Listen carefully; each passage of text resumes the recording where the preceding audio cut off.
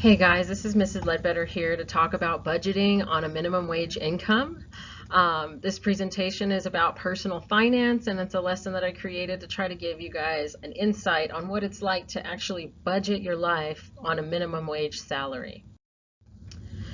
The contents of this presentation will include the objectives, our education and wage and how those correlate with each other, what a personal budget is, income in relation to minimum wage, what gross income is versus what net income is, what your typical monthly expenses would be as an adult living on your own, and the final part of this whole lesson will be budgeting using Microsoft Excel, and then we'll have a little talk about it after we're done with all of that.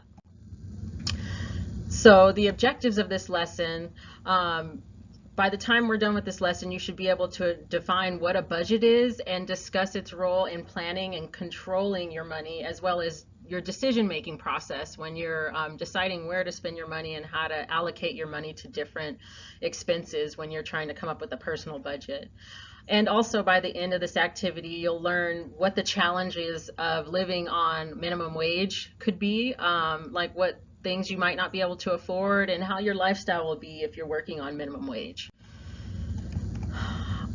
Education and wage are directly correlated according to the Bureau of Labor Statistics. It pays to attend college after high school.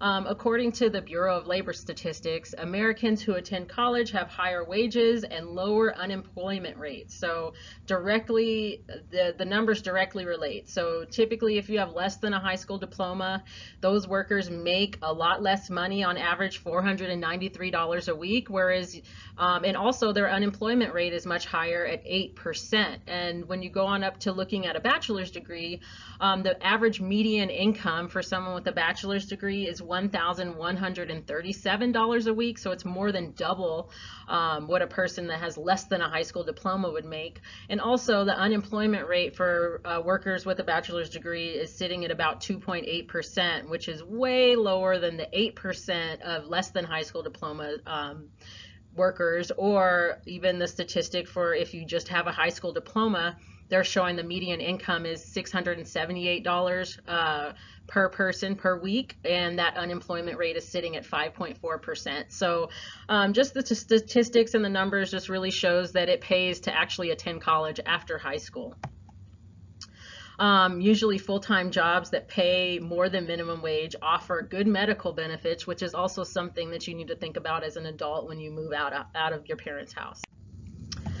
So what is a personal budget? Like, these are things that you want to think about. Like, what do your parents spend money on? Like, when your parents get paid, what's the first thing that you guys go do? You guys might not be available or around when they're paying all their utilities and credit cards and mortgages and all that, but a lot of times the kids, they'll go to the grocery store with their parents, or maybe go clothes shopping or go do something fun. So how do you budget all that money? A personal budget is a finance plan that allocates future income towards monthly expenses, and personal budgets are essential for planning or for financial planning and money management. So basically, once you know how much money you're going to be making or bringing in every month, you need to figure out, okay, well, how much do I have for food this month, or how much can I afford a credit card? Like, are my utilities too high at this place? Do I need to move to a new place? Is my mortgage too high? Like, these are all things that you're thinking about with your personal budget.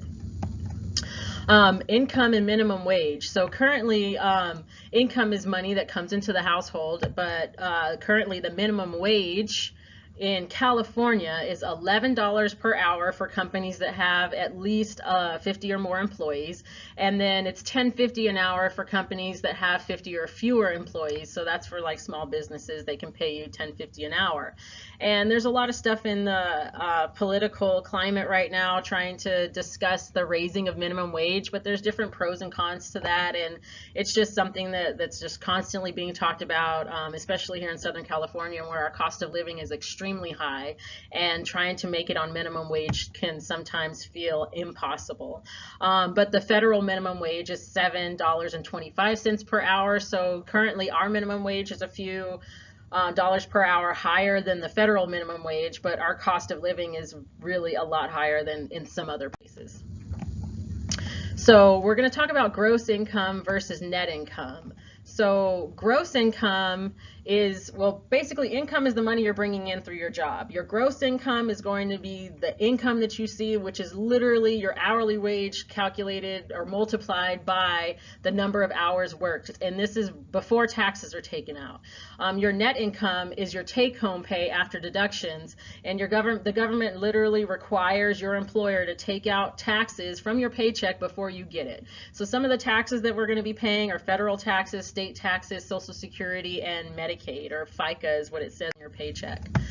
And as far as monthly expenses, you want to try to keep your rent to about 1/3 of your gross monthly income, and that is your income before taxes. So if you're planning your personal budget, it's best to not go over 1/3 of your monthly income for your rent. And this, guys, is the budgeting spreadsheet that we're going to be working on together in Microsoft Excel. We're going to go ahead and calculate a minimum wage income paycheck. We're going to go ahead and go through all the deductions and figure out our take-home pay.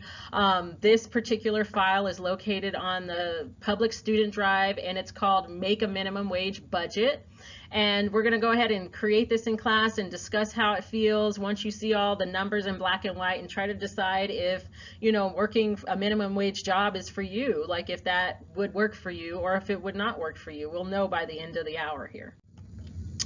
So now that we've done the budget, how do we feel about living on minimum wage? Did you think it would be so challenging?